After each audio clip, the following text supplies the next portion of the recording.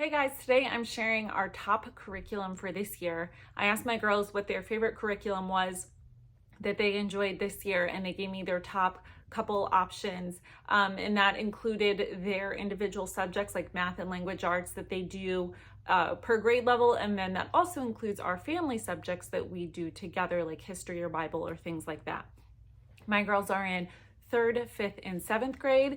So I'm going to start off with what my third grader said and then go up to the seventh grader. So first, for my third grader, she chose language arts from The Good and the Beautiful. She has done The Good and the Beautiful pretty much since preschool, and so she really enjoys their language arts. She likes that it's a little bit different every single day. The lessons aren't exactly the same like you would get with traditional language arts and traditional grammar. They have artwork and art study appreciation, geography, all of that. Poetry is all built into the lessons. So she really enjoys doing The Good and the Beautiful. It also comes with this little practice spelling book, and it's not like traditional spelling where you have a list every single week.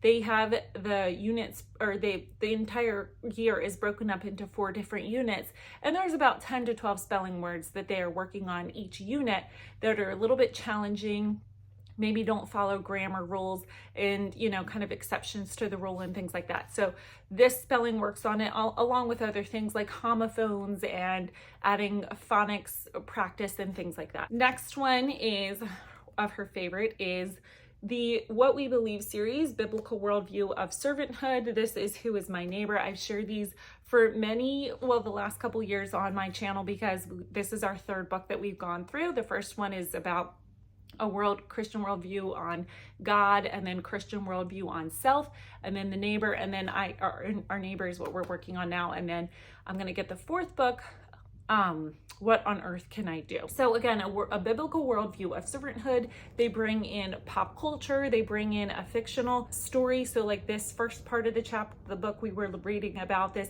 family who immigrated from China after World War II when it was becoming communist China. And it's funny because we had just learned about that in history, so it kind of connected the bridge. It also has glimpses of Jesus. It talks about some of his miracles, but it talks about it from the perspective of people who were the receiving end of the miracle. Kind of like if you ever seen The Chosen, they kind of give the backstory. This is kind of what it does. Now, it does say this is fiction, and they're not adding to the Bible. They're just kind of giving like this could have been their possible story. And so it just kind of fleshes it out a little bit. And again, they know that that was like a fictionalized thing, but something that could have placed, like it gives a little bit, it speaks into the culture and things a little bit more. So they're really enjoying this. We're about halfway finished. We started this in the middle of the year, so we're not quite finished. We'll probably bring it out over the summer. The next one she added, this is actually one of her top ones that she mentioned, and it's not a specific curriculum per se, that's a book, but it's a program that I've mentioned multiple times. This is her first year using it, but she's seen her sister use it over the years, and I've shared it before many times, which is Night Zookeeper. Night Zookeeper is a fabulous language arts program. They are an online gaming program. Now, if you're thinking, well, it's just gaming and I'm not too sure about how much screen time and all that I want my kids to be having, totally understandable. Night Zookeeper has not only games for grammar, for spelling, for reading, for writing, for comprehension. It's almost like a full language arts program in and of itself. They also have creative writing prompts. They have stories that your children can do. My one daughter, I shared last year, she was writing a book and she finished her book. And so that really, especially if you have a reluctant writer, it does grammar and writing and spelling and reading and all of those in a very fun and creative way, and they don't even feel like they are learning. And we used to do it just Fridays, but she kind of does it throughout the week. Whenever she finishes her work, she's really excited to get to Night Zookeeper. It's like a treat for her, which I don't mind because it really is helping. I've seen how it's worked with my older two who are in 5th and 7th grade who still use it too, and just how much their writing has evolved and how much they enjoy writing. They used to be very reluctant, and it has just helped with that process, especially with my daughter too in 3rd grade. At the beginning of the year, she completely hated writing. Like, to write a sentence or two was just dreadful for her. But she is now at the end of the year coming to like writing and writing and writing and wants to write more than the pages, than the paragraph is given.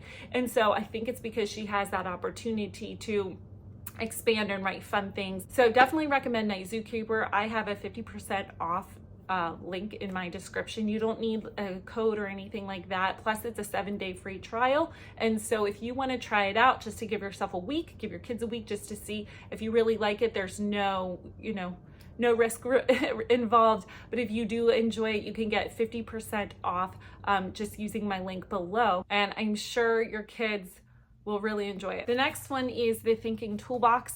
This is, we did a couple years ago, we did the Fallacy Detective. I did it with my older daughter, but she joined in. I think she was in like 1st grade and she liked to join in. And this is just critical thinking. So we're doing this with everybody as a group. This would be good for anyone in elementary, upper elementary, even middle school. My middle schooler, we all do it together. So this is a really good group subject.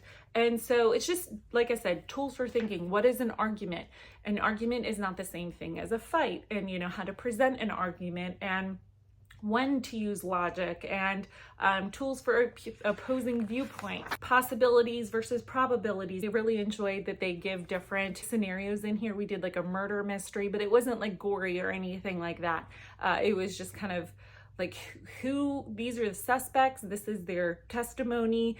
Can we corroborate their testimony? Do they have a reason for lying?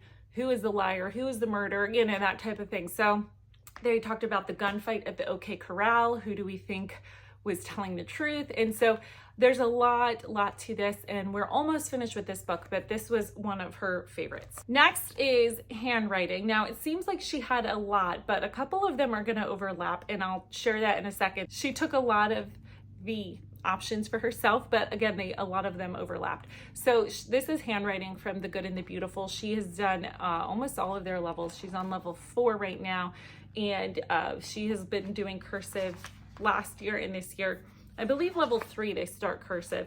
So you can see how it starts off with pretty big letters. Again, this is her 2nd year with cursive. They have not only cursive that they're doing, they are still practicing their handwriting. Again, this is her 2nd year of cursive. And so, but at the bottom, they always have, copy this picture or some sort of art that they have going on. If you have an art loving kid or anyone who's interested in art, anything from The Good and the Beautiful is really, I recommend them because they really delve into that quite a bit. So she's able to add that to all of her handwriting. So she especially enjoys it here.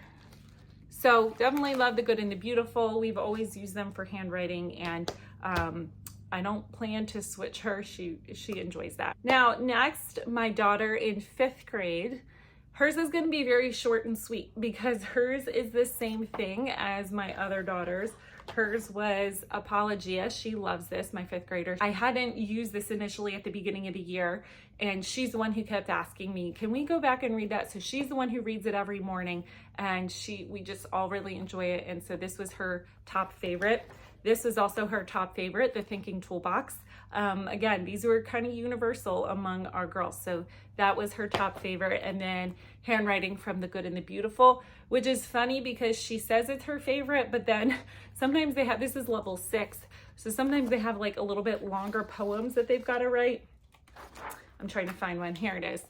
Here, I'll cover our name. A little bit of a longer poem. So she doesn't enjoy that, but it's still it made her top favorite. Her next top favorite is, we call it health. It's not necessarily like a health program. It's called The Care and the Keeping of You. It's by American Girl, and it just talks about like that puberty stage. My 5th grader and 7th grader, we're just still talking about all that stuff now. And so she really enjoys all of that. And then we're also finishing up our health from Health in the Human Mind unit, science unit from The Good and the Beautiful. We had that last year that we did. We just didn't finish it by the end of the year, so we're kind of picking back up. So that was her top favorite as well. Then for my oldest daughter, hers are science from Apologia. This is general science. She's actually taking this at co-op. So I don't have too much to say. I mean, I don't have hands-on experience as to me specifically teaching this to her, but she's really been enjoying it. So it comes with the textbook, and then it also comes with this student notebook. So she has been doing labs and experiments and different activities and things like that. And so she is really enjoying it. It's definitely a step up from what we were doing at home the last couple years. But it's good. It's a good challenge for her, and she's done really well with it. So first it starts with like the history of science, and then it's going to the scientific method, documenting data and interpreting results. So she's had to do lab write-ups and hypothesis every week. And so it's definitely doing like the scientific process. It goes into depth. But then she's also covering earth science, geology, paleontology, meteorology, oceanography, general chemistry, physics, life science, general biology, marine science, environmental science, science and creation. And if you've done any of the younger Apologia science books, you know how detailed they get. So this is a definitely solid, thorough program, and it has her top favorites. Another one is this book, George Mueller. Now this isn't she's like, this is not a curriculum, but she wanted to throw this in here anyway. These are the Christian Heroes Then and Now. There's a whole series of these. There's, I don't even know, probably 30 books, maybe more, I have no idea, of Christian missionaries and just, just Christians throughout the years. And so George Mueller was he started orphanages in Bristol, England, and it just talks about his life and where he started off. We've read several from this series over the last couple years, and she was like, can we get more of those? Is there any more? So I planned on already, but we definitely will be adding a little bit more in the summer and the years to come. But she really enjoyed this. We did all enjoy it, but I just like the perspective they give, because we have such a 21st century North America perspective that this just allows them to see just different cultures, different mindsets, how people lived back then and what life was like. Lastly, two last things. I don't have them to show you. The last one is teaching textbooks, is that she said she really enjoyed teaching textbooks. It's an online math program. The instruction is online, all the questions and the grading and everything is done online. So if she has any questions, I'm there to help her, but most of all, she's doing it independently. She just finished with level 7. It was a challenge, especially at the beginning of the year. And although we could wait till the beginning of next year to start geometry or pre-algebra, I don't know why I said geometry, I keep calling it geometry. She wanted to go ahead and just get a start on pre-algebra. So she's doing that, and it's definitely too early to say about that one, but she really enjoyed teaching textbooks level 7. This is her second year doing teaching textbooks, and she enjoys it. And then lastly, we have, this is too big to show, and so I'll do a whole video on it. This is our Sunlight History. We are doing History E, I believe. It's history year 2 of 2. So it's modern American history. We started around the Civil War time, and now we're currently in like the 1960s, about to finish up the end of the year, and we'll go, to current modern times. So what Sunlight is it is a literature-based history program, and there's a couple of spines, like a history encyclopedia, DK history encyclopedia. And so you do have that as like the spine of your history, but you're also reading historical fiction. So I have my list of historical fiction that I'm reading aloud to everybody, and then she's got her own set of historical fiction that she's reading, and there's questions and answers and things like that to follow up with, comprehension and think about it questions. But she is really enjoying that. She loves history. At first, there was a couple years there where she's like, I don't like history, it's boring and this and that. But when we switched over to more of like a literature-based history, she really started to enjoy it again. And so that is her top favorite. I really enjoy all of these. So that's my opinion on the top curriculum of the year. I like everything we've chosen. I've, over the years, you kind of fine tune and pick and choose, and you kind of get into like a good groove of things that you like. Of course, not everything is going to be a hit. That just comes with the territory. But I really enjoyed all these. I thought that I enjoyed seeing what their favorites were for this year. Thanks so much for watching, guys. If you like this video, you can give it a thumbs up. If you want to subscribe to my channel, you are more than welcome to. I would really appreciate it. And I'll see you soon. Bye.